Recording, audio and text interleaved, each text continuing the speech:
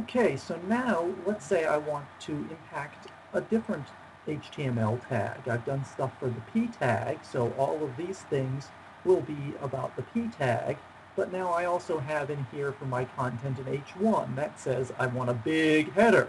So if I want to change the way that looks, I can do that. So let's try h1, and then I need my curly bracket and a closed curly bracket, and all the things to modify the h1 will go between those curly brackets.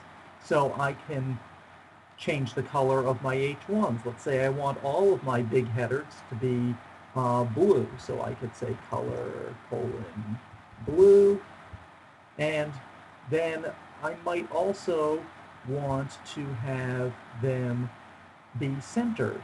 That's something that a lot of people want to do with their big headers. So let's try text align center and see how that looks. So I'll save it, jump back to the browser view and refresh. And there you see that my H1 is blue and centered. And so now I could jump into my HTML code and I could add some other stuff here, more content, knowing that I've already taken care of the style. So if I put in another H1 here, let's just stick it right here. I could say H1 on to section 2 slash H1.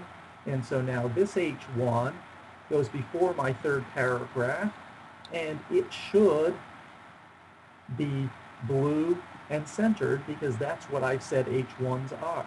So I'm going to save this, going to go back here and refresh, and there we go.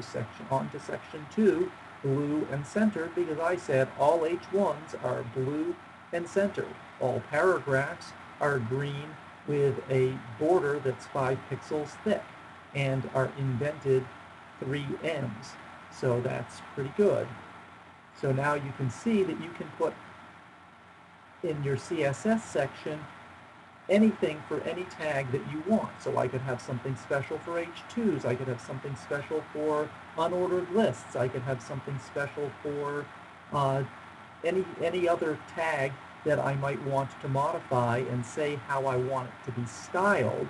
And the content stays the same. The CSS has nothing to do with the content.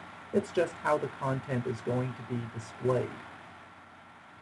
So we are going to stop there and then move on to the next topic.